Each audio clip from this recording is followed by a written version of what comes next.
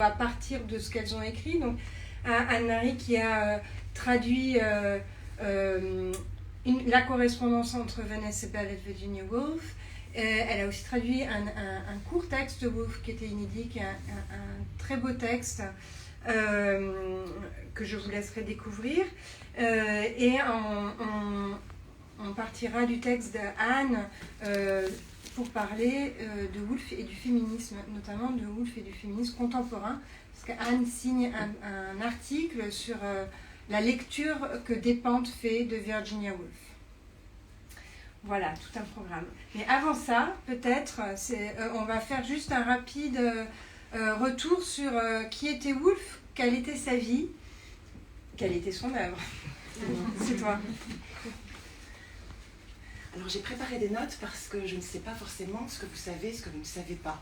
Donc j'espère que je ne serai pas ennuyeuse, que vous découvrirez un certain nombre de choses. Voilà, alors Virginia Woolf d'abord, c'est l'une des figures marquantes de ce qu'on appelle le haut modernisme anglais, ce mouvement artistique et culturel qui marqua le début du XXe siècle entre les années 1910 et 1930-40.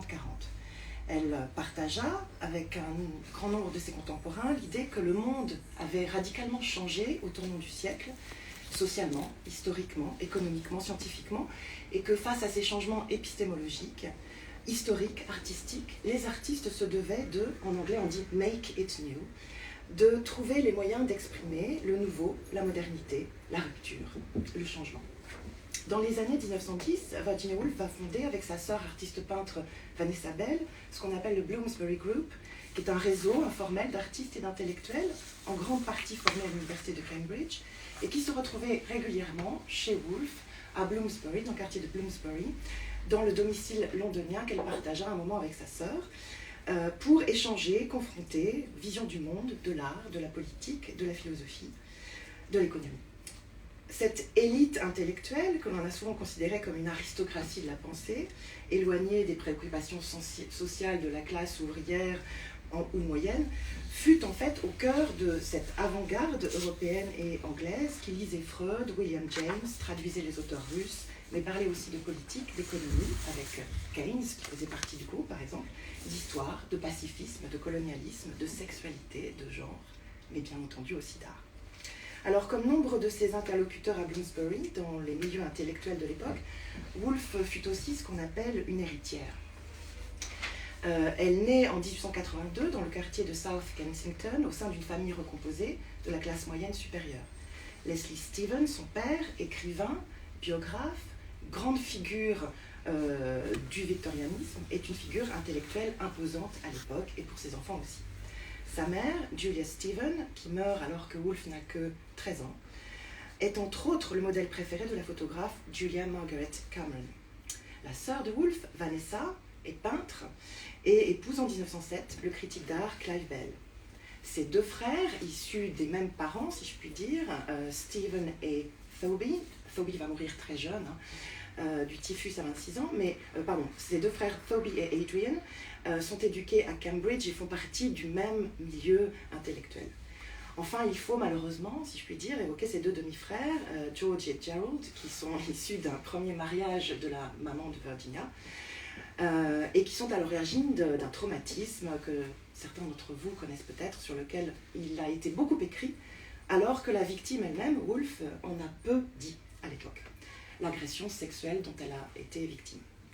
Alors cette héritière d'un monde victorien, dans ce qu'il eut de meilleur, la transmission d'un savoir, d'un héritage culturel, mais aussi le pire, la domination patriarcale, Woolf dut le négocier et tuer ce qu'elle appelait l'ange du foyer toute sa vie.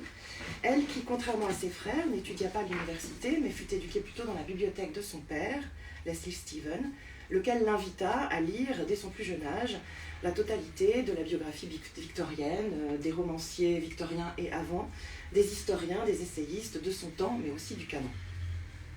L'ampleur des lectures de Woolf se retrouve dans son journal, dans ses lettres, dans ses essais critiques qui sont très nombreux, j'y reviendrai. C'est une écrivaine avant tout polygraphe, alors que l'on se souvient surtout de ses romans. Et romans que je vais évoquer et vous rappeler, en anglais ou en français ou les deux ? The Voyage Out, les deux. Traversée des Apparences, en 1915. Les deux premiers romans qu'on appelle des romans plus, soi-disant, traditionnels, romans d'apprentissage, que sont The Voyage Out, Traversée des Apparences, Night and Day, Nuit et Jour, en 1919. Et puis ensuite vient La Chambre de Jacob, en 1922, dont Anne-Marie est la grande spécialiste. Mrs. Dalloway, en 1925. To the Lighthouse, La Promenade au phare, en 1927. Orlando, notre préféré peut-être. A Biography en 1928, Les Vagues, The Waves en 1931, Flush, qu'on connaît moins bien, Biography en 1933, et puis il y a aussi The Years, Les années en 1937, Between the Acts, Entre les actes en 1941. Il faut dire que Flush est la biographie d'un chien. Je vais le dire. Ah non, c'est tout un à chien. fait. Tout à fait. Ouais, c'est intéressant. Alors, j'insiste sur le côté polygraphe de Woolf, car si l'on connaît bien, et notamment en France, ses romans, comme Mrs. Dalloway, La Promenade au phare ou Les Vagues, qui sont le plus souvent cités, qui font partie du canon de la littérature moderniste de la période, on connaît peut-être moins, premièrement, les nouvelles, publiées notamment en 1921, sous le titre parlant de Monday or Tuesday, qui sont des fragments de vie, des moments subjectifs d'intensité, des dialogues saisis sur le vif, des tableaux éphémères, des points de vue subjectifs sur un monde en mouvement. On aura le point de vue d'un chien tout à l'heure, mais je pense à cette magnifique nouvelle qui s'appelle Kew Gardens, où l'on a le point de vue de l'escargot sur le jardin. On connaît moins aussi l'intérêt de Woolf pour la biographie, qui lui vient de son père, mais aussi de cet héritage victorien. Elle en écrit 3.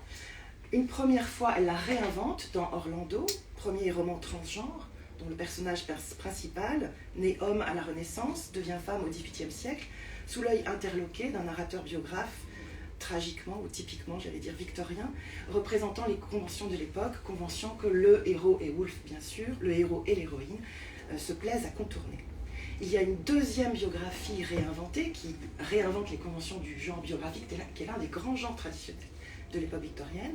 Il s'agit de Flush, roman joyeux et satirique, qui est une satire à la fois cruelle et drôlatique du monde victorien, et qui est un texte qui est écrit depuis la perspective visuelle, étonnée, j'allais dire reniflante, du chien, un vrai chien qui a existé, Flush, de son vrai nom, et Pagnol ayant existé et ayant appartenu à la non moins véritable poétesse victorienne Elizabeth Barrett Browning. Il y a enfin Roger Fry, qui est la biographie plus sérieuse, parue en 1940 du critique d'art éponyme et qui était son ami.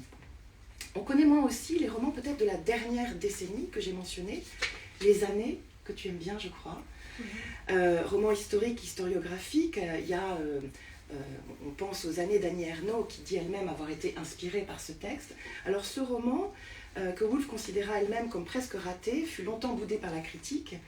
Et peut-être que, si vous voulez en parler, c'est vers Adèle qu'il faut se tourner. Il y a aussi à la fin le roman qui s'intitule Entre les actes, Between the Acts, un roman pièce de théâtre qui saisit une communauté villageoise à la veille de la Seconde Guerre mondiale comme pétrifiée, mais néanmoins qui voit l'organisation dans ce temps suspendu, ce qu'on appelle un pageant, une célébration théâtrale de l'histoire culturelle de la nation, comme remède presque à la catastrophe qui s'annonce. Enfin, même si l'on connaît le fameux essai de Woolf publié en 1929, qui est issu de 2 conférences données à Cambridge, Une chambre à soi, A Room of One's Own, traduit récemment par Marie Dariussec sous le titre Un lieu à soi, on pourra en discuter, ce texte sur les femmes et la fiction, l'histoire littéraire, l'histoire culturelle, cet essai si féministe qui a inspiré tant de féministes après elle, on connaît moins la suite de cet essai, 3 guinées, pamphlet féministe et pacifiste publié à la veille du conflit en 1938, qui suscita des critiques radicales. Puisque les critiques de tous ceux qui refusaient d'accepter cette idée, dont on peut débattre aussi, qu'il y a un lien entre la domination masculine qui commence dans l'espace du foyer, de la maison, le militarisme, le nationalisme, la guerre et le conflit mondial, le fascisme aussi, bien sûr, le fascisme, tout ce qu'on aime. Et il y a aussi tous ces essais critiques qui ont été traduits en France de façon non pas totalement fragmentaire, de plus en plus on les traduit, mais ce qui est intéressant c'est de voir que si la Pléiade il y a quelques années a traduit toute l'œuvre romanesque de Woolf, elle n'a pas fait le 3e volume des essais. Et donc il faut savoir que Woolf a été un reviewer, un critique littéraire, qu'elle a écrit plus de 400 essais et revues critiques qui lui ont permis d'abord l'autonomie financière et puis ensuite qui lui ont permis de s'affronter au monde très masculin de la critique littéraire. Alors que Woolf soit une figure incontournable du roman moderniste, de la fiction moderniste et du féministe anglais, anglo-américain, européen, peut-être même mondial, nous le savons, mais cet aspect de son œuvre, son féminisme, elle qui souhaitait ne pas utiliser le terme, elle qui n'était pas une féministe militante, eh bien cet aspect de son œuvre, tout du moins en France, fut longtemps éclipsé parce que l'on considéra avant tout comme étant son talent expérimental, lyrique, mélancolique, métaphorique. Bien sûr, il y a le traumatisme de la mort de la mère, du frère, celui du viol, celui de 2 guerres mondiales. Il y a le deuil, la présence, la hantise de la mort, de la faim, de la maladie, puisqu'on sait que Woolf était, on dirait maintenant bipolaire. On l'appelait la maladie de façon différente et c'est encore tout à fait flou, mais en tout cas elle fut soignée et elle eut des crises extrêmement douloureuses.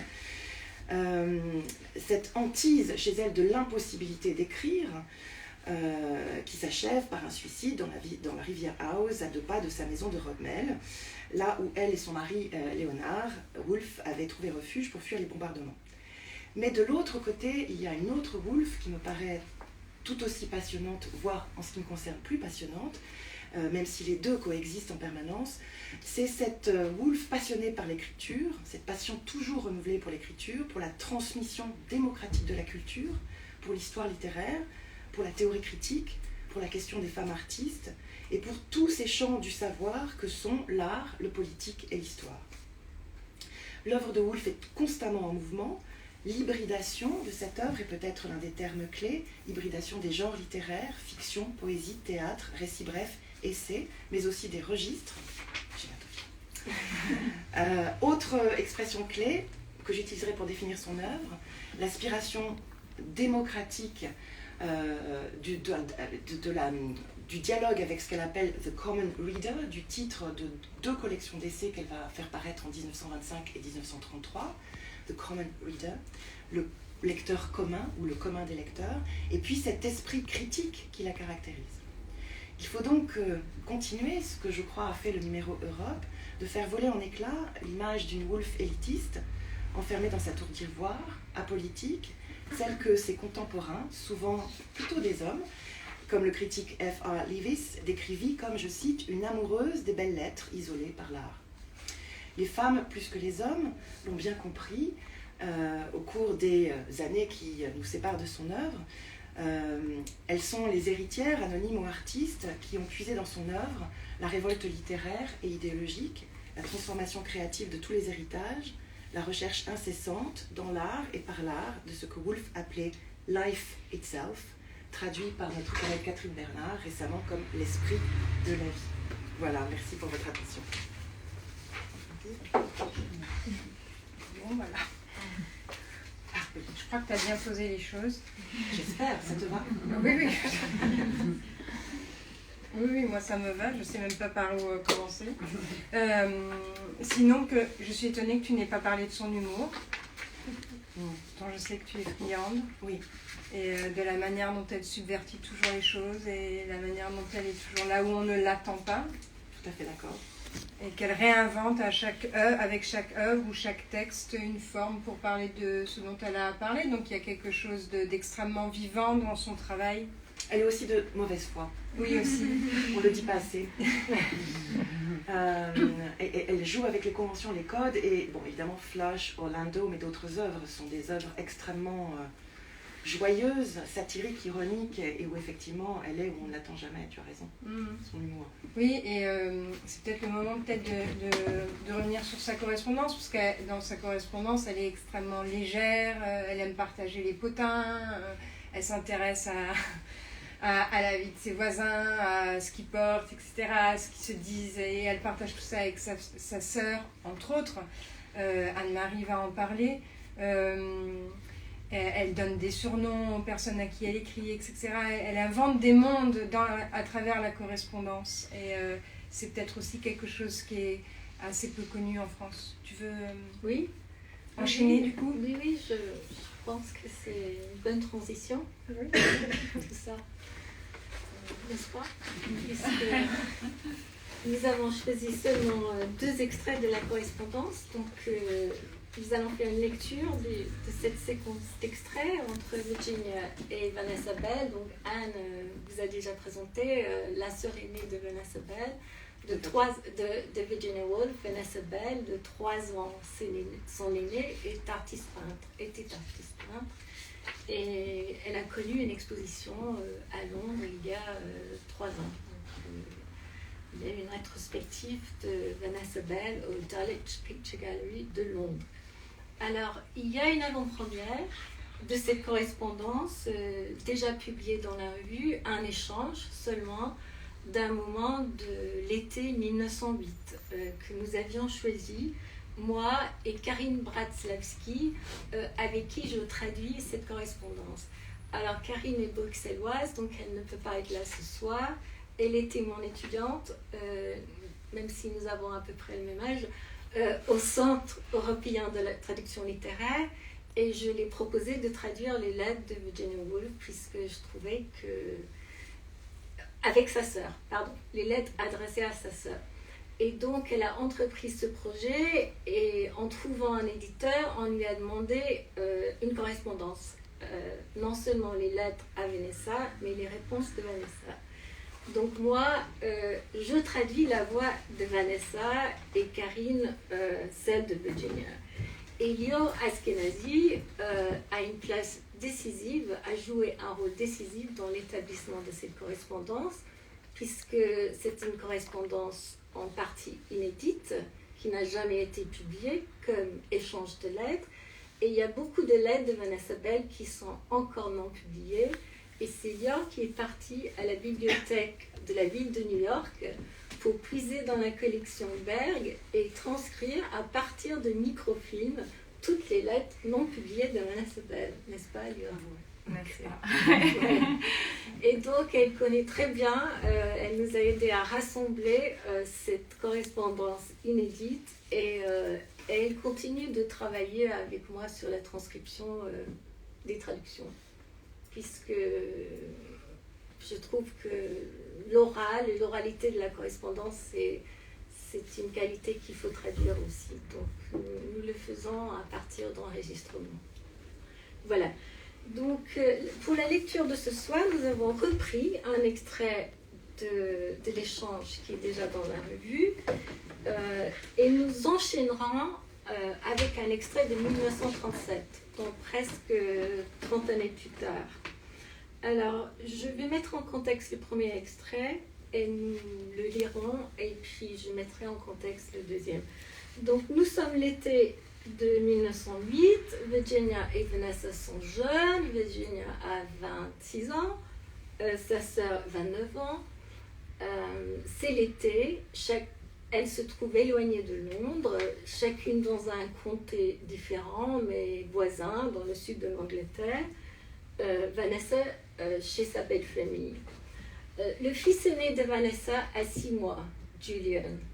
Et elle songe déjà à ses futures grossesses.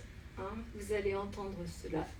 Virginia est plongée dans les brouillons de son premier roman. Donc il y a le premier enfant et le premier roman, qui après maintes révisions deviendra The Voyage Out. Anne vous l'a déjà présenté. Il sera publié en 1915. Donc il y a beaucoup de brouillons, de révisions. Voilà, et il est question dans cet échange de prénommer les personnages des brouillons de Virginia. Comme il est question de prénommer le prochain enfant de Vanessa, qu'elle imagine être une fille. En fait, ce sera un garçon, mais le troisième enfant sera une fille. Et il est aussi question de nombreux prétendants et conduits de Virginia. Voilà.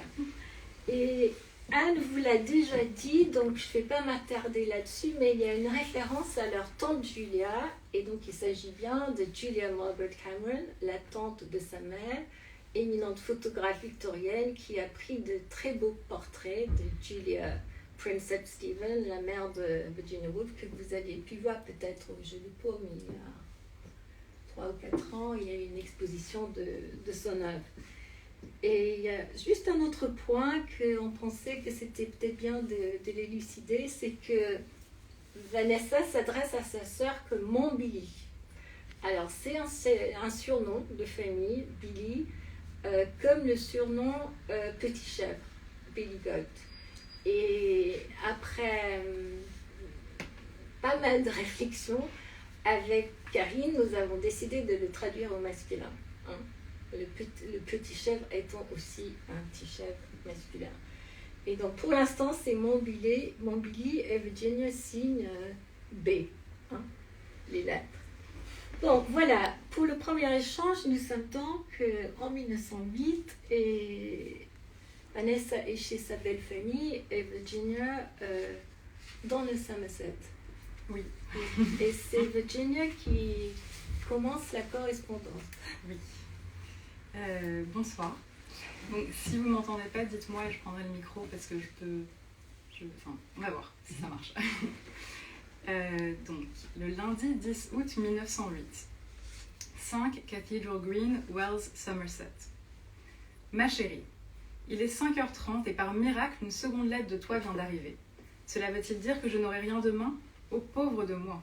Je vais suivre tous tes conseils, mais pour l'amour du ciel, essayons de nous voir. Nous devrions être en train de nous promener ensemble en cette saison. Je suis d'humeur à faire des projets pour l'hiver. Avec les feuilles qui tombent, les rafales de vent doux et pas trop frais, nous resterions dehors jusqu'à l'heure du dîner et je trouverais une promenade idéale pour le soir, avec une vue si belle pour le retour que ce serait le plus beau moment de la journée. Nous serions tout excités et nous parlerions de nos talents respectifs et de notre avenir. Tu me dirais des choses tellement exquises que je marcherais fière comme un paon. T'ai-je jamais dit des choses pareilles ? T'est-il arrivé de te sentir rejetée ? Soit, ta fille en saura sans doute un jour davantage que je n'en saurai jamais. À ce propos, j'ai imaginé très précisément ce que c'était que de mettre un enfant au monde. Je me suis réveillée avec la vision exacte de la nature de la douleur. Si seulement je pouvais avoir la même clairvoyance pour mon roman. J'ai tenté de mettre au point une méthode qui permet de visualiser les scènes pour ensuite les décrire, et j'ai plutôt mieux écrit ce matin. J'ai pris ma plus belle plume et j'ai écrit une lettre à Saxon. Je pensais terminer par affectueusement, mais je me suis ravisée. Si Saxon devait comprendre le sens de cette tournure d'une vierge pour un célibataire, il comprendrait qu'elle sonne le glas de la passion. Trouve-moi un nom pour Cynthia, ma bonne bête, et vite. Et s'il pouvait avoir le même nombre de syllabes, ce serait encore mieux. J'ai beau lire toutes les naissances, nécrologie, enseignes, épitaphes, je ne trouve rien. Létis est le portrait craché de Kitty Max. Tu t'imagines si elle s'en rendait compte ? Jamais je n'ai vu romancière aussi imprudente. Flaubert s'en retournerait dans sa tombe. Comme tu vois, je me trouve dans la position délicate du correspondant, ou plutôt de l'amoureux transi. Je n'ai rien à dire, et pourtant, je n'arrive pas à battre en retraite. Il y a tant de choses que j'aimerais raconter. Les enfants m'ont apporté leurs poupées à réparer, et je me prépare à les emmener en expédition au magasin de bonbons, où je vais les laisser choisir à cœur joie. La domestique dort dans une encoignure du mur, avec une fenêtre de la taille d'une ardoise et une bassine pas plus grande qu'une coupelle à dessert. Une bougie brûle en permanence dans un coin de l'escalier aux barreaux en chêne sculpté, et des couloirs énormes débouchent sur les paliers. Le mari de ma logeuse trouve Gert plus gentleman que Hans. Gert, c'est son chien. 2 petits garçons très pâles m'ont arrêté sur la route tout à l'heure et m'ont demandé si j'avais un ours. Eh bien, au revoir mon abeille. Raconte-moi les mots d'esprit de Julian. Tu as un don pour les lettres qui me surpasse. Quelque chose d'inattendu, comme sortir d'une roseraie et s'apercevoir qu'il fait encore jour. Tombé. Le mardi 11 août 1908. Cleeve House.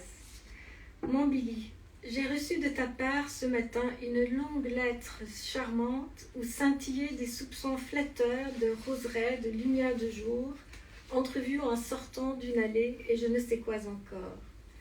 Je ronronne tout le long de l'échine lorsque de tels joyaux d'images tombent à mes pieds et je pense à combien je serai enviée par le monde entier le jour où il s'avisera des relations que j'entretenais avec ce génie de renom la créatrice de Valentine Ambrose, le premier prénom de son personnage, de sa femme Helen et de ce personnage des plus originaux. Aucune de mes propositions ne fait-elle l'affaire? Polly, Daphne, Sarah, je n'ai pas d'autres idées pour l'instant. Si seulement nous étions en train de faire notre promenade du soir et de songer à nos projets d'automne, peut-être que Sienne ou Florence serait pour nous un cadre propice.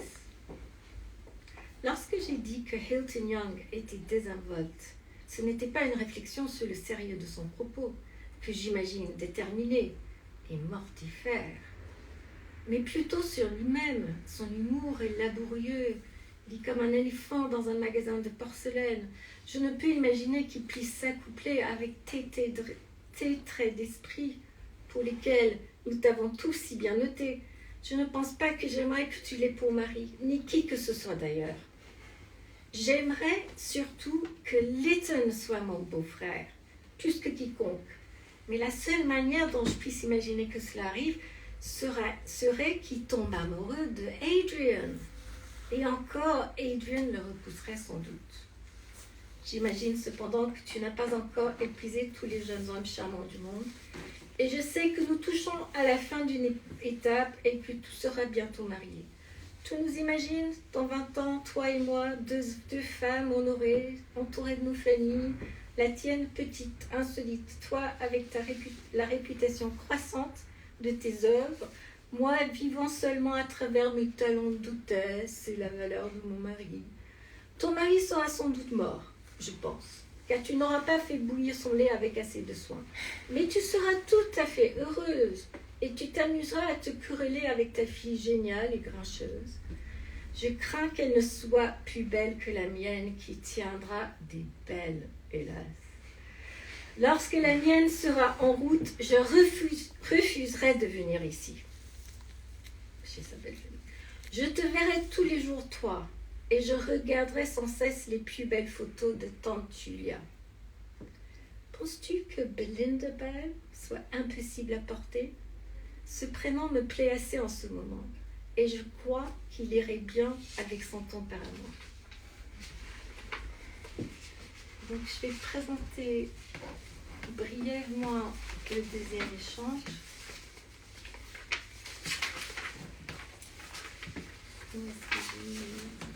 Oui, donc c'est le mois d'août, c'est encore le mois d'août de 1937, donc 39 ans plus tard.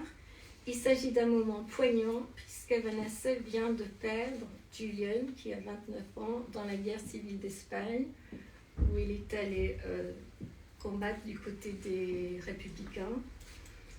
Et donc c'est le mois suivant la disparition de ce fils aîné. Et si j'ai choisi ce moment, c'est parce que nous y voyons une Virginia très présente pour sa sœur, par sa vitalité, son intensité, sa tendresse. Elle est vraiment d'un très grand soutien et d'une très grande vitalité. Donc c'était pas toujours Virginia la victime que soignait la sœur. Donc ça renverse un peu la perspective. Il est question dans cet échange de l'essai dont Anne a parlé, 3 Guinées, contre la montée du fascisme, qui sortira l'année suivante. Il est aussi question de la publication posthume des essais de Julian. Et Virginia parle de 3 Guinées comme une conversation avec lui sur la guerre, avec son fantôme. Ce que je ne savais pas, c'est intéressant. Et puis il est question de la solitude que désire Vanessa à ce moment douloureux. C'est donc le pendant de l'échange antérieur, et je vais juste rajouter que lorsque Virginia parle d'une femme française qui a parlé d'elle dans un journal, il s'agit de Marguerite Yourcenar, qui vient de traduire The Waves, les vagues, en français cette même année. Donc, voilà. Et elles se trouvent chacune dans leur maison de campagne, dans le Sussex. Donc 2 maisons différentes, mais pas très loin l'une de l'autre. À toi, Virginia. Alors, mardi 17 août 1937, Monk's House, Rodmell, Sussex. Peu d'événements particuliers à te raconter. Si ce n'est qu'hier soir, en rentrant sous des pluies diluviennes, le pont était levé, un voilier glissait sur l'eau, et tout cela était d'un tel romantisme que j'ai évidemment pensé à toi. Tu penses que nous avons les mêmes yeux, seulement nos lunettes sont différentes ? Je pense vraiment que je suis attachée à toi infiniment plus que ne devrait l'être une sœur. Comment se fait-il que je pense constamment à toi, comme pas plus tard que cet après-midi, alors que je me promenais dans les marais où j'ai vu un véritable serpent de mer se faufiler dans l'herbe ? Tu avais raison à propos des Américains. Ils viennent de me proposer de publier ma nouvelle dans leur magazine à la condition que je leur télégraphie le synopsis, c'est-à-dire l'esquisse de la trame. J'ai aussitôt inventé l'histoire d'un bijoutier et d'une duchesse et je leur ai télégraphié l'intrigue qui raconte comment il lui offre des perles à 10 000 livres, sachant qu'elles sont fausses. Mais l'histoire ne s'arrête évidemment pas là. Toi qui connais bien les Américains, penses-tu que cela leur plaira ? Et si c'est le cas, c'est une histoire à 200 livres. Tant qu'à faire, puisque je n'arrive pas à avancer sur mon pamphlet sur la guerre, 3 guinées, autant écrire sur la duchesse. J'aurais tant aimé pouvoir continuer à discuter avec Julian. C'est du reste pour défendre mon point de vue vis-à-vis de lui que j'ai entrepris l'écriture de ce livre. D'une certaine façon, c'est lui qui m'a poussée à l'écrire. Je devrais d'ailleurs lire ses essais sur le sujet, car il pourrait m'inspirer. Je suppose que Charles Moron voudra s'entretenir de tout cela avec toi, et je ne pourrai dès lors plus te voir seule à seule de sitôt, à moins que je ne m'invite demain, mais je doute que tu sois prête à me revoir si vite. À part cela, une lettre de Tom Elliot qui veut venir me voir en septembre. Une autre d'une dame qui a parlé de moi dans un journal français comme d'une femme élégante à la tignasse blanche. Mon Dieu, sommes-nous si vieilles que cela ? J'ai l'impression d'avoir 6 ans et demi. Pour l'heure, je me prépare à une partie de pétanque où je serai une fois encore battue. Puis je sortirai le télescope et j'essaierai de m'immiscer dans ta chambre. Si tu aperçois une lumière danser sur l'eau, c'est moi. Une lumière qui caresse ton nez, tes yeux et dont tu ne peux te débarrasser. Mon abeille chérie, Dieu sait comme je t'adore et tu ne peux pas savoir ce que cela représente pour moi, d'entrer dans la pièce et de te trouver assise là. Roger a ressenti exactement la même chose. As-tu relevé quelques passages de ces lettres ? Je crois que tu dois commencer par le commencement avec la vieille Lady Fry. C'est tout pour l'instant. B. PS, je te les apporterai de Londres la semaine prochaine. Vendredi 3 septembre 1937, Charleston. J'aurais dû écrire hier, mais j'imaginais peut-être que tu viendrais, et à quoi ça sert d'ailleurs de te gronder à chaque fois alors que cela n'a aucun effet, et quoi qu'il en soit, tu continues de me combler de faveurs. Je n'ai jamais reçu ta lettre qui manquait. C'est adorable que tu viennes demain alors que je crains d'avoir exposé tout le monde à cette jeune femme que je regrette un peu d'avoir invitée désormais. C'est l'amie de son fils. Elle est la dernière de nos invités de toute manière. J'ai commencé à peindre un peu, donc je n'ai pas tant besoin de livres comme avant. À vrai dire, il n'y a pas vraiment de raison que je ne reprenne le cours normal de ma vie. Il serait sans doute plus raisonnable que je le fasse, je crois. Le 9 septembre. Quelle vie mènes-tu encore ? Ne t'épuise pas à venir ici si c'est trop difficile, je t'en prie. Je n'ai vraiment plus besoin qu'on me rende visite comme à une invalide. Il n'y a aucune raison si ce n'est la paresse de ne pas sortir, si et là, et de me conduire de part et d'autre la campagne. Clive et Miss L arrivent demain. Ils ne savent pas à quel moment car ils viennent en voiture depuis Douvres. J'espère que ce sera le soir. Je crains que la vie soit moins simple après leur arrivée, mais cela fait longtemps qu'on m'a laissé son visite difficile. Je dirai à Quentin, l'autre fils, de t'apporter le texte sur Day-Lewis. Nous devrions en réimprimer davantage, je pense. Tu me diras ce que je te dois pour la dactylographie ? Je suis heureuse que tu trouves bien celui sur Morgan Foster. Je pense que nous devrions essayer Chatto, les éditeurs. D'une part parce que je sais que Julian souhaite publier les 3 essais ensemble et j'imagine qu'ils seront en mesure de le faire.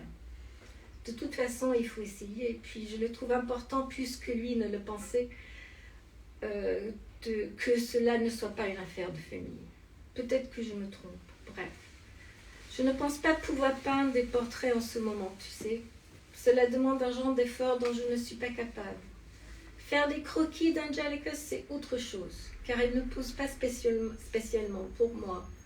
Mais je ne suis pas assez tranquille pour peindre Clive ni qui que ce soit de manière sérieuse, sur commande à présent, aussi flattais-je que je sois, pas l'idée. C'est idiot, je sais, mais c'est plus fort que moi. Je ne travaille que sur des choses qui n'ont qu'une importance pour moi toute seule. Adrian viendra, je crois, demain, le week-end de la semaine prochaine, plutôt. C'est fini la solitude. Ta VB. Et on va reprendre un tout petit parti en anglais seulement. Hein? Pas tout. C'est pur. Donc, c'est la même lettre, celle du 1937. Voilà, mardi 17 août 1937. There have been no great adventures to speak of, save that the bridge was open last night as we came through in a storm of rain, a sailing ship passing, and all very romantic, and as usual, I thought of you. Do you think we have the same pair of eyes, only different spectacles? I rather think I'm more nearly attached to you than sisters should be. Why is it I never stop thinking of you, even when walking in the marsh this afternoon and seeing a great snake, like a sea serpent, gliding among the grass? You are right about the American magazine. They now say that they will take my story if I wire a suitable synopsis, which is a sketch of the plot. I'm completely stuck on my war pamphlet, 3 guineas, so I may as well write about duchesses. I'm always wanting to argue it with Julian. In fact, I wrote it as an argument with him. Somehow he stirred me up to argue. I wish I'd got his essays to read. They might give me some ideas. If you notice a dancing light on the water, that's me.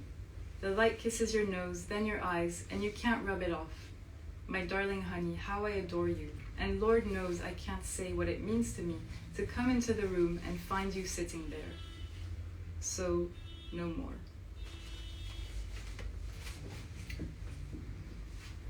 The 3rd of September 1937. I should have written yesterday, but I half thought you might come, and besides, what's the good of scolding you every time when it has no effect, and you continue to shower benefactions regardless? I never had your missing letter. It's angelic of you to come tomorrow when I fear I've let everyone in for this young woman whom I now rather wish I hadn't asked. Well, she's the last of our visitors, I hope. I have begun to do a little painting, so I'm not as much in need of books as I was. In fact, there's really no reason I shouldn't return to ordinary life. It would be more sensible to, I believe.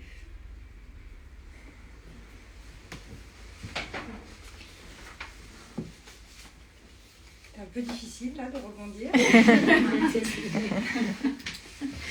Mais ce qui est fascinant, c'est de voir vraiment l'ancrage que Virginia Woolf et sa sœur avaient dans tout un maillage familial, amical, et la manière dont elles parlaient de la matérialité de leur existence, voilà, qui font qu'elles étaient, enfin surtout Woolf, elle était loin d'être une personne complètement évaporée et déconnectée de la vie quotidienne. On n'a pas beaucoup de temps, mais j'aimerais quand même qu'on aborde le lien de Woolf au féminisme. Moi, pour ma part, j'aimerais juste faire un petit point sur le lien entre l'œuvre woolfienne et principalement, évidemment, une chambre à soi ou une pièce à soi et les féminismes français. Ils sont méconnus, mal connus. La réception de Woolf en France, elle est pas passée par le féminisme d'abord, c'est peut-être pour ça que ça a été aussi occulté. Peut-être Anne pourra dire un mot aussi de son lien avec Despentes et peut-être un féminisme plus contemporain. Ou voir ce que Despentes a pu déceler chez Woolf, qui nourrissent ses propres écritures et positionnements. Audrey Lasserre, qui est une chercheuse en histoire de la littérature, a écrit une très belle thèse sur l'histoire du MLF et des écrivaines du MLF, donc 1970-1981.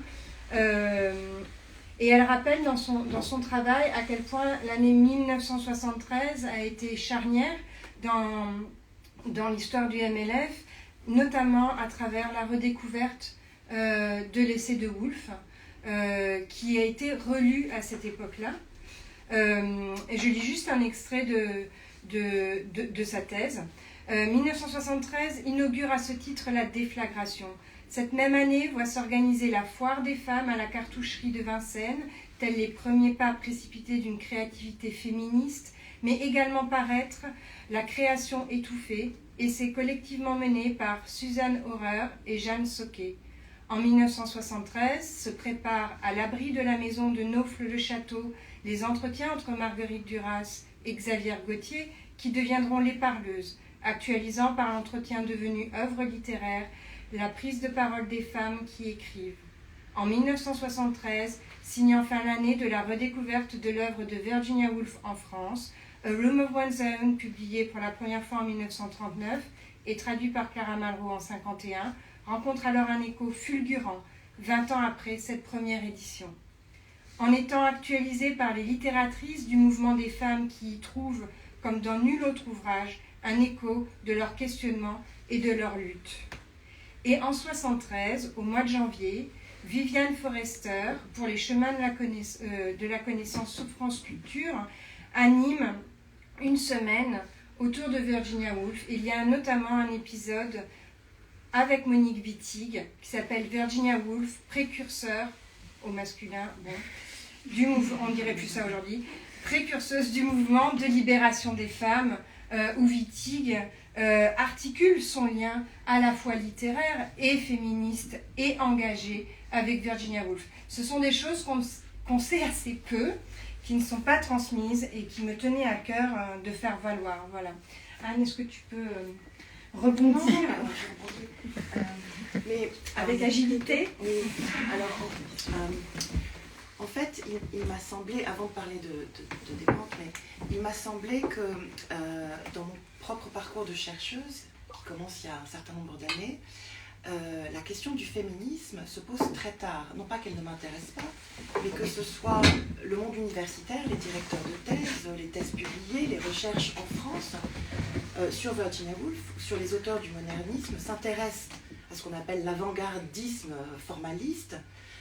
On est en plein post-structuralisme, et donc la question du féminisme intéresse peu.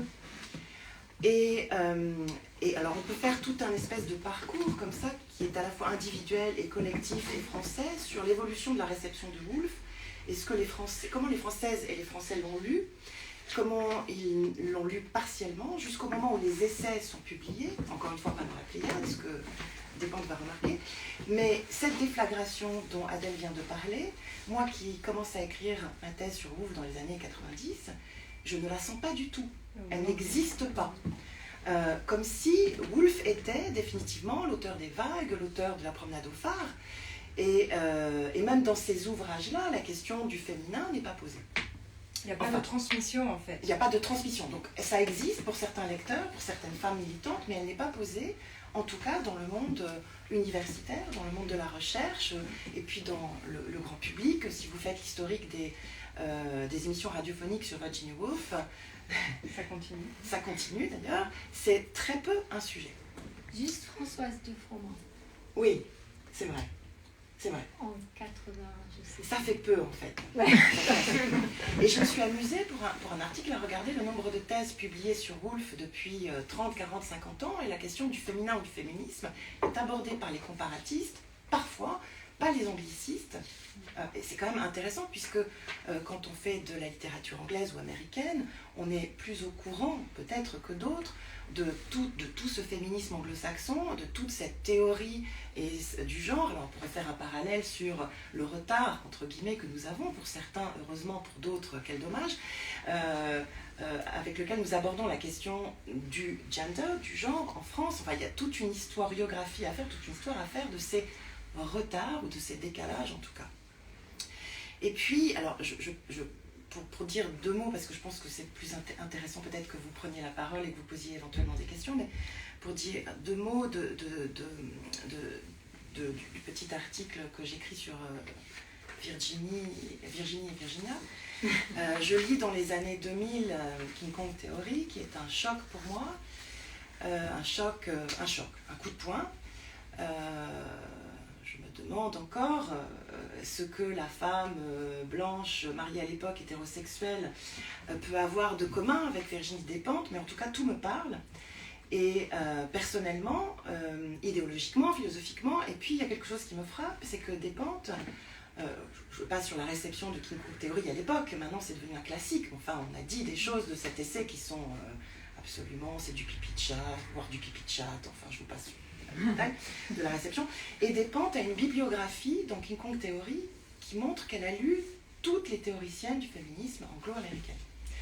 Et l'un de ces chapitres a, pour épigraphe, on dit épigraphe, une citation d'une chambre à soie, qu'elle ne commente pas forcément, sauf qu'à la fin de son essai, elle parle quand même de cette métaphore utilisée par Woolf dans un de ses essais qui est « Il faut tuer l'ange du foyer, the angel in the house ».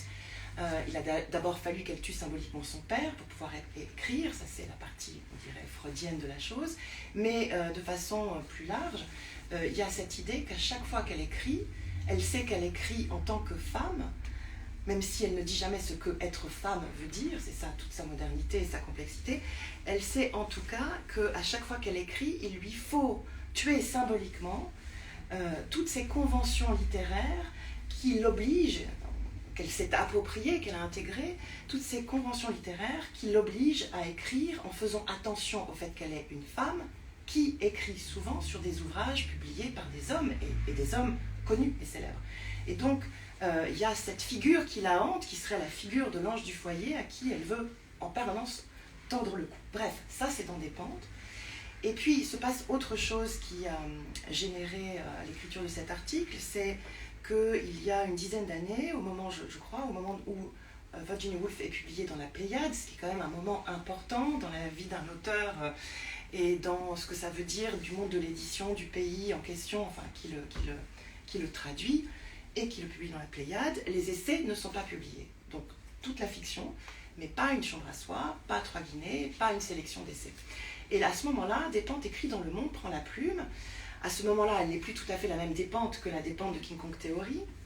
Et elle écrit dans Le Monde un article que je trouve très beau et qui me montre une fois de plus qu'elle a compris Woolf comme peu de critiques françaises à l'époque encore l'ont comprise, à part évidemment mes éminentes collègues ici présentes. Et je relis Woolf à travers Despentes et je vois un certain nombre de points communs, de choses qui restent sur la figure de l'écrivaine, sur tuer l'ange du foyer, sur la réception, sur la critique des hommes faite sur cette écriture. Et il y a une différence énorme entre les personnages au départ, les conditions de vie, le statut social, l'histoire littéraire, enfin ce ne sont pas du tout les mêmes, et en même temps il y a des points communs que je remarque et qui m'intéressent et dont je parle. Et puis les choses ont changé parce qu'il y a eu MeToo, et à l'époque où je ne pouvais pas dire à mes pères, mes sœurs que j'étais féministe sans susciter un certain nombre de regards étonnés, et bien maintenant ce sont mes filles qui me disent que je ne suis pas assez féministe, donc les choses ont évidemment évolué, et du coup la question se pose différemment, mais dans les colloques, dans les thèses, dans le monde universitaire encore, il n'est pas si simple, nous les islamo-gauchistes pourtant, de faire des séminaires sur le genre, de faire des séminaires sur le féminisme de l'auteur, ou de présenter un travail qui soit un travail universitaire sur la question de Woolf, du féminin et de son engagement féministe. Lequel est un engagement complexe, puisque dans 3 Guinées, elle dit à un moment donné qu'il faudrait brûler le terme, dans un mouvement utopique. Alors, à un moment donné, quand même, Hitler fait des autodafés avec les livres, elle dit qu'il faudrait brûler le terme féministe, parce que c'est un terme trop simplificateur, que Woolf détestait les étiquettes, et qu'elle imagine un monde où les hommes seraient ses alliés, et où on n'aurait plus besoin de ce terme. Et donc, c'est un féminisme extrêmement complexe, qui évolue dans le temps, qui évolue en fonction des circonstances, qui propose des théories qui ont inspiré les plus grandes théoriciennes et, du féminisme et historiennes du féminisme. Et je trouvais ça intéressant, mais je ne suis pas la seule de faire le petit saut comme ça entre les deux auteurs. Mais j'ai fini. Quand tu parles de l'ange du foyer chez Despentes, c'est quand même une autre figure alors. Mais en fait, c'est une figure qui change. Bien sûr, parce que les contextes sont différents, mais néanmoins, ce qu'elle dit en commentant Woolf, c'est qu'elle fait cette association entre la façon dont elle a été lue, et notamment par les hommes, pas que par les hommes, pas aussi certaines femmes, et la façon dont Woolf a été lue. Et autrement dit, l'ange du foyer, ça n'est plus la figure victorienne, comme on sait, de Coventry Patmore dans son poème de 1854, qui écrit un poème qui s'appelle The Angel in the House, qui est une ode à sa femme. Mais tu l'as relié à comment une femme devrait écrire. C'est ça. Mais en fait, ça devient une sorte d'allégorie de l'autocensure de l'écrivaine au féminin. Pardon. Merci pour la question. Voilà, ça devient cette figure de l'autocensure qui est toujours là. C'est une allégorie. Et pourtant, Despentes ne semble pas tellement s'autocensurer quand elle écrit. C'est intéressant, voire même il y a des choses à dire qui peuvent paraître contestables et contestées, mais il ne faut pas oublier que quand elle écrit King Kong Theory, la réception qu'elle en a, alors chez Despentes, il y a des moments où elle est extrêmement critiquée, des moments où elle rentre à l'académie, des moments où elle en sort, des moments où elle part, des moments où il y a la question Charlie et où on trouve que ses écrits sont insupportables. Enfin, Despentes est un personnage compliqué. Je ne suis pas en train de dire que c'est un personnage lisse, mais voilà. Mais Woolf, elle est gore quand elle tue l'ange du foyer avec sa plume. Elle dit she died hard. Je veux dire, c'est genre, elle la trucide sur son bureau quand même. L'essai critique est assez sanglant en effet, avec pourtant la prose de Woolf extrêmement travaillée, mais en même temps, là effectivement c'est assez violent. À l'image de la violence symbolique, au moins qu'elle a subie en tant qu'écrivaine. Depuis ses débuts. Parce qu'il faut voir la façon dont elle a été considérée. J'ai juste cité un critique, F.R. Leavis. Il y a des femmes aussi. La femme de ce fameux F.R. Leavis, critique éminent de l'époque, qui s'appelait Queenie, qu'on aime beaucoup quand on est woolfien. Queenie a dit de Woolf des choses terribles. La grande bourgeoise, éthérée, qui ne pense qu'à cette espèce de métaphore du manque, qui n'est pas dans la vie, qui n'est pas dans la politique, qui n'est pas dans... Mais même en Angleterre, c'est pas que en même France, en Angleterre, c'est pas qu'en France, bien sûr.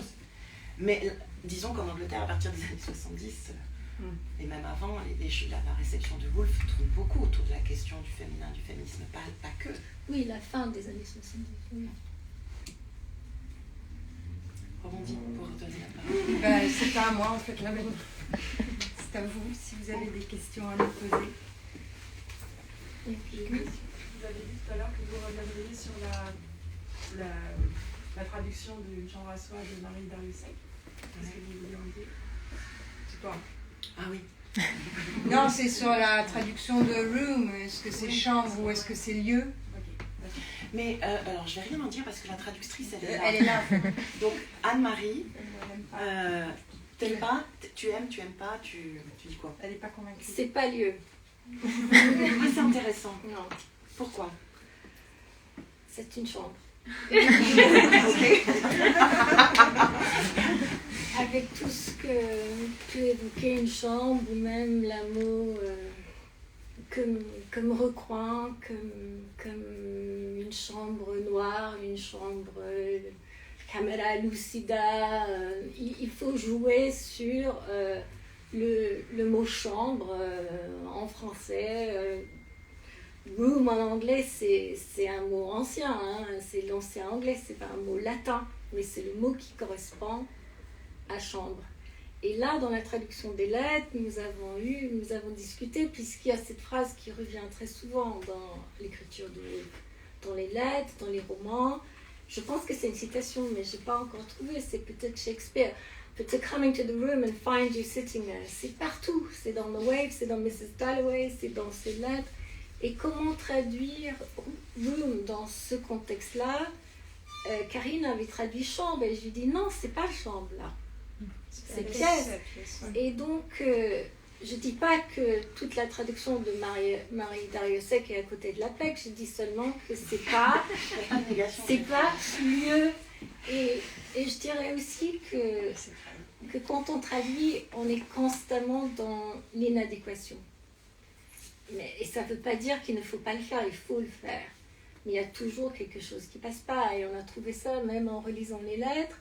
On a répété en français pour le timing. Et puis on a lu en anglais. Et Lior m'a dit, mais enfin, je comprends ces lettres. Et je dis, bon, c'est une mauvaise nouvelle pour nos traductions alors. Il y a toujours quelque chose qui passe pas. Et c'est ça qu'il faut retravailler.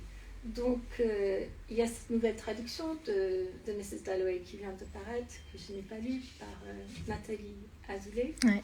Donc, ça foisonne maintenant. Maintenant que Woolf est dans le domaine public.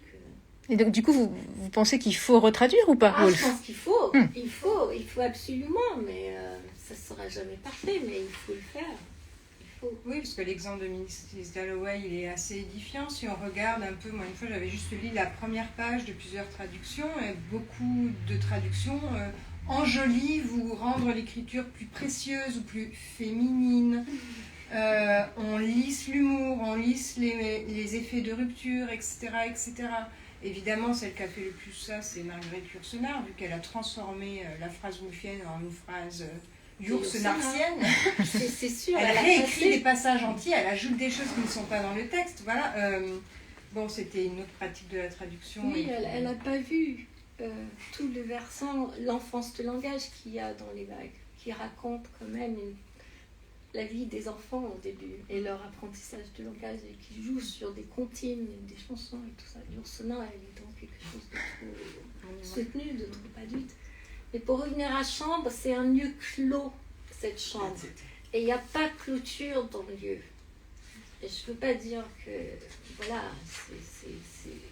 c'est le ventre de la mer, et ce n'est pas le ventre de la mer, mais c'est un lieu clos, quoi. Et aussi, me semble-t-il, pour aller dans le sens d'Anne-Marie, sachant la façon dont Woolf procède pour l'écriture, il y a toujours cet héritage qu'elle retravaille. Et la chambre des dames, enfin, ce que je veux dire, c'est que la chambre comme lieu au féminin, clos, c'est aussi tout un héritage, c'est presque un trope littéraire, c'est aussi un héritage culturel, c'est aussi toute une histoire. Et quand elle parle de l'endroit où Jane Austen écrit, et du fait qu'elle n'a pas de chambre, c'est aussi la question culturelle de la typologie des lieux, et quels lieux appartiennent à quel personnage de la famille, quels lieux ont la possibilité d'offrir une intimité, que ce soit pour un homme ou pour une femme, dans quel lieu on peut se retirer, quels lieux sont autorisés aux femmes, qu'est-ce que c'est que l'espace public de la maison qui est traversé par des femmes et par des hommes. Et donc je suis d'accord avec Anne-Marie, dans la chambre il y a, me semble-t-il, d'une part la clôture et l'intimité et tout un héritage de ce que c'est qu'une chambre pour une femme. Voilà. Je ne sais pas si tu veux rebondir, Léa. Il y a peut-être d'autres questions. Mais est-ce que vous savez pourquoi, du coup, la traductrice a penché pour le terme lieu plutôt que chambre? Elle l'explique dans sa préface. D'accord. Je me souviens plus trop. L'argument dont je me souviens, c'est que pour elle, Virginia Woolf, dans l'essai, déploie à peu près tous les mots qu'on peut faire avec room, bedroom, living room, drawing room, et que donc elle sait que room n'est pas bedroom, et que donc c'est pas chambre. Ok, d'accord. Je raccourcis un peu l'argumentaire, parce que je me souviens plus du reste. Aussi que la chambre est à l'intérieur de la maison et qu'elle voulait faire sortir ce lieu de l'école de Tout à fait, oui. des lieux avec son adresse. Mais je suis d'accord avec vous que oui, c'est pas la clôture n'est pas juste dans le terme, elle est induite, c'est un terme à soi. C'est vrai. Oui, oui.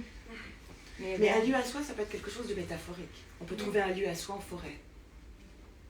Oui, ça marche pas.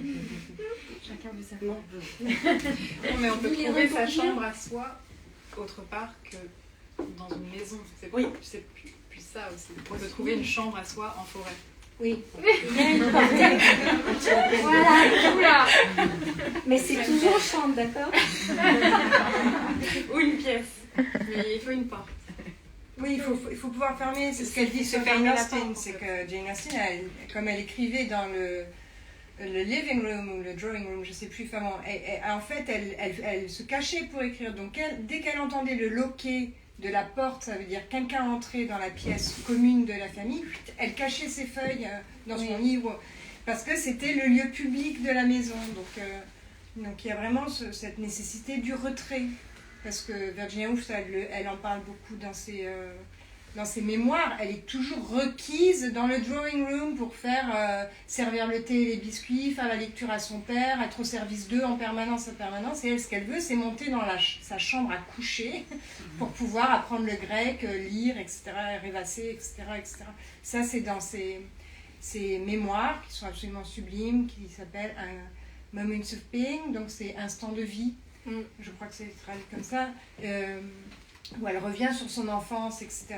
Sur l'architecture de la maison. Et l'architecture de la maison. Et en anglais, on peut dire, room tout seul, ça peut être la chambre, alors qu'on ne dit pas je vais dans le room pour dire le salon. On va dire I'm going in the living room. Mais my room, c'est my bedroom. Toujours. Donc voilà. Voilà. La voix de la vérité.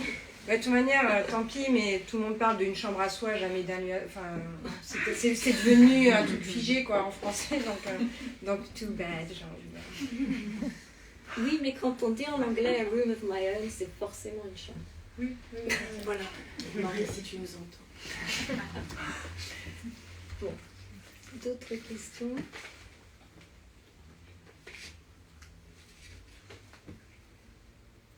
Oui. Je sais pas. Mais en fait, alors peut-être que genre, tout le monde le sait, mais en fait, qu'est-ce que c'est qu'une écriture féminine en fait Parce que j'ai déjà vu ça et en fait, à chaque fois, je me questionne qu'est-ce que c'est vraiment. Alors, peut-être. Pardon. Alors. Moi, je peux répondre un peu. Vas-y. J'ai mis des guillemets. Oui, j'ai vu. J'avoue, c'est le sujet de recherche sur lequel je suis en train de travailler. C'est très compliqué. En France, on a une autrice qui s'appelle Hélène Cixous qui a écrit un texte, Le Rire de la Méduse, où elle parle de l'écriture féminine. D'accord. Sachant que les exemples qu'elle donne pour illustrer l'écriture féminine, il y a Marguerite Duras, mais il y a Jean Genet, il y a Joyce, etc. Donc déjà, l'écriture féminine n'est pas telle que Cixous ne la définit pas, parce qu'évidemment, elle ne la définit pas. Elle n'est pas attachée à des autrices de sexe féminin, cisgenre, etc. Voilà. L'écriture féminine telle qu'elle l'appelle de ses voeux, c'est une écriture qui lutte contre ce qu'elle appelle le phallogocentrisme. Donc comment le logos, le langage, est déterminé par le genre, et évidemment par le genre masculin, et en français on en sait quelque chose. Le masculin l'emporte sur le féminin, ou l'emporterait. On voit toutes les crispations que les débats sur la manière dont on genre le langage en français peuvent provoquer. Et donc voilà, pour elle c'est une posture militante en fait. C'est, écrire au féminin, c'est écrire contre la littérature hégémonique. Elle dit qu'il faut créer une littérature hétérogène à la tradition. Et donc, évidemment, elle encourage, l'essai date de 1974, elle encourage les femmes à écrire, parce qu'il y a beaucoup moins d'écrivaines que d'écrivains, et à s'écrire et à écrire à partir du corps. Donc, après, l'écriture féminine de Cixous a été énormément critiquée comme essentialiste, etc., etc.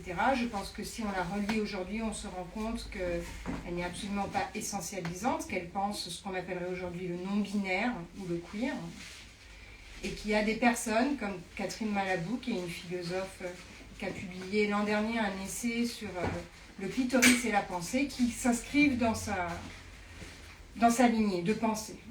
Donc je ne sais pas comment on définit une écriture féminine. Ce n'est pas l'écriture des femmes, parce que ça ne veut rien dire. Mais c'est une marque d'une singularité liée à une écriture incarnée dans le langage. Et donc, je pense que par exemple, quelqu'un comme Monique Wittig avait le même genre d'approche. Il faut déstructurer, réaménager, réinventer la langue pour la désolidariser de son lien au patriarcat. Alors, est-ce que je peux rajouter quelque chose ? Généralement, alors il y a ces théories-là qui ont été contestées, qui sont des théories très françaises, l'époque de l'écriture féminine. qu'on redécouvre, qu'on a abandonné, enfin cette théorie Elles ont bouge. été très reprises aux États-Unis. Évidemment, elles ont été très reprises aux États-Unis, mais et plus contestées en France, comme c'est souvent le cas. Ce que dit Woolf de l'écriture, c'est que, elle dit d'abord, je ne peux écrire que comme une femme, mais je ne sais pas ce que c'est qu'une femme. L'écriture d'une femme ne peut être que féminine, mais quant à dire ce que c'est que le féminin, c'est impossible.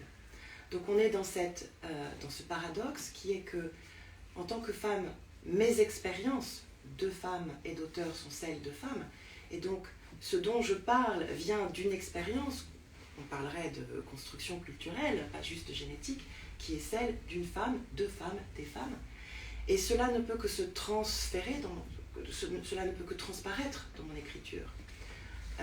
En revanche, écriture féminine, je ne sais pas si elle l'aurait repris à son propre compte, puisqu'elle détestait les étiquettes et qu'elle aurait détesté qu'on dise que son écriture était féminine dans un sens qui n'est pas celui de Cixous, mais qui est dans un sens de... vous savez, cette écriture qui parlerait des sujets qui sont des sujets de femmes, par exemple.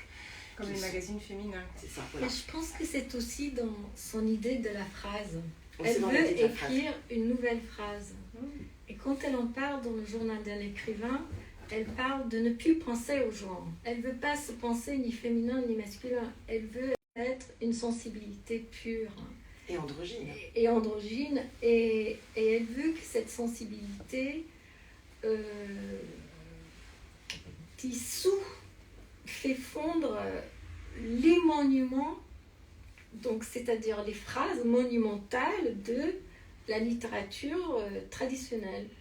Et c'est vraiment dans cette phrase, c'est composé d'atomes de tout genre, où elle se promène comme une sensibilité, que moi je situerais le féminin dans son écriture. Il y a aussi, pour continuer ce que dit Anne-Marie, il y a un article, une review critique de Dorothy Richardson, donc une écrivaine qui est sa contemporaine, donc qui a repris beaucoup, qui est une des premières à mettre en langue et en écriture ce qu'on appelle le stream of consciousness, le courant de conscience, le style indirect libre. Il y en avait d'autres avant, Jane Austen le faisait, mais elle lit les romans de Dorothy Richardson, et elle dit que Richardson a inventé la phrase du genre féminin. Mais là encore, son expression est très floue, et c'est quelque chose qu'elle va travailler et retravailler, et c'est toujours difficile à saisir. Ce serait trop simple de dire la phrase au féminin, c'est ça. Et chez Woolf, c'est toujours plus compliqué, c'est pour ça qu'elle est intéressante, complexe, parfois de mauvaise foi, paradoxale. Et il y a aussi, ce que je voulais dire, c'est qu'il y a, je ne sais pas s'il est facile de le trouver, mais il y a un très bel article de Jean-Jacques Le Cercle, qui est un de nos collègues, qui est un homme, je tiens à le dire, mais parce que c'est très très important, et qui écrit sur l'écriture ou la phrase au féminin chez Virginia Woolf, et qui commence par dire que le chez Virginia Woolf est fondamental, parce que écriture au féminin, écriture féminine ou la phrase féminine, pour lui ne veut rien dire. C'est la phrase au féminin selon Virginia Woolf, et qui fait tout un développement que je trouve passionnant sur le type de syntaxe qu'elle utilise, la fragmentation, les points de suspension, effectivement cette structure de la phrase, puisque Woolf écrit quand même un peu contre son héritage victorien, Voilà. et donc contre les grands romanciers victoriens avec ces phrases qui sont alourdies de détails, de détails matériels réalistes qui ne sont pas forcément poétiques. Elle a un plus grand respect pour ses ancêtres victoriens, mais elle les trouve quand même extrêmement lourds, quoi. Extrêmement lourds dans l'utilisation de la phrase. D'ailleurs, elle se trompe d'ailleurs, parce qu'elle déteste George Eliot, qui est une écrivaine fantastique. Elle trouve sa phrase insupportable. Donc, effectivement, la phrase, c'est quelque chose pour Woolf qui, à l'intérieur duquel, c'est quelque chose duquel, va se nicher ce travail sur ce féminin qu'elle ne définit jamais, Maline. Un petit peu, mais dans pas tout le le temps. journal d'un écrivain. Mais sans vraiment la définir, elle parle de transparence, de mouvement, vraiment, elle cherche quelque chose, une musique, c'est flou, mais on peut mettre ensemble tous ces fragments pour essayer de voir ce que c'était vraiment cette recherche. C'est une recherche, c'est pas une définition. Oui, mais c'est que soit elle le dit, je ne définirai pas ce qu'est l'écriture féminine. Débrouillez-vous avec. C'est une recherche. Voilà. Donc c'est abyssal comme question. Voilà. Merci beaucoup. Vous aviez une question? Si quelqu'un d'autre a une autre question, allez-y. Je vais terminer de poser. Il y a quelqu'un au fond. Allez-y du coup. Bon, oui. Alors j'ai perçu, et peut-être que vous me confirmerez, c'est vrai que Virginia Despentes peut être considérée comme héritière de Virginia Woolf aujourd'hui. Est-ce que dans la littérature anglaise, aujourd'hui, on a des héritières au même titre que Virginia Despentes? Et si oui, pouvez-vous en parler un peu? Mais Adèle, tu as un peu travaillé là-dessus, là. Oui. Non, je pense à une en particulier, j'en donnerai qu'une parce qu'elle travaille le style, elle travaille à elle aussi attaquer la langue. Elle s'appelle Emma McBride, elle a été traduite en français, je ne sais plus comment ça s'appelle, ça s'appelle The Lesser Bohemians, et c'est les saltimbanques, je ne sais plus. C'est un livre rose avec une rose. Et elle suit le parcours d'une jeune femme. Quand à 18 ans, elle arrive à Londres. Et c'est une écriture absolument fascinante, où elle essaye de capturer le langage avant même qu'il soit pensé. C'est très envoûtant. À la fois extrêmement poétique, ça embarque, dit comme ça, on se dit c'est absolument illisible, mais en fait, elle a un rythme extraordinaire dans sa phrase. Elle aussi, elle travaille le rythme, elle traverse comme ça le langage, c'est époustouflant. Elle est présentée souvent comme héritière de Joyce, Joyce, parce qu'elle est irlandaise, irlandaise, elle vient de Dublin, elle a tout lu. Moi, je dis qu'elle est héritière de Virginia Woolf. Mais Joyce travaillait aussi dans ce mouvement-là, de comment est-ce qu'on parle autrement, et voir comment est-ce qu'on invente un autre langage pour dire sa singularité. Et lui, il l'a poussé jusqu'à l'extrême de Finnegan's Wake, qui fait que personne ne comprend trop ce qu'il raconte. Mais Emma McBride, je pense que elle est une styliste qui essaye de travailler à la fois la préconscience et l'incarner. C'est très, très, très dans le corps, tout ce qu'elle écrit. Voilà. Moi, j'adore. Je suis voilà. d'accord. Et c'est bien rendu en français aussi? Il paraît que les traductions sont très bonnes. Pour ceux qui ne sont pas capables de lire Oui, non, comme bien moi. sûr, la traduction, c'est chez Buchez-Chastel, d'accord. Très beau texte.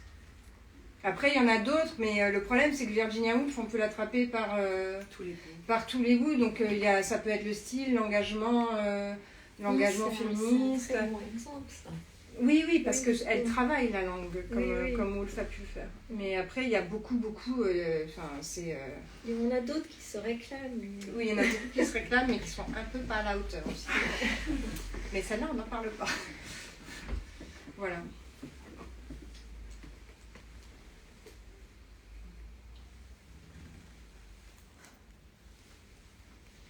Il est l'heure d'aller manger. Ouais. Il est l'heure de vous remercier surtout. Et on les a pas présentés. Oui. On va faire le générique de fin. Je vais faire le générique de fin vu que je n'ai pas présenté, Anne Beno, qui est donc chercheuse spécialiste de Virginia Woolf, qui enseigne à Rouen, qui est vice-présidente de la Société des études woolfiennes. Anne-Marie Smith-DiBiasio, qui est présidente de la Société des études woolfiennes, qui travaille sur Virginia Woolf, qui a publié un livre sur Virginia Woolf et qui aussi travaille beaucoup en traduction, comme vous avez pu le voir. Et Lior Ashkenazi, qui est donc scénariste et traductrice. Voilà. Merci.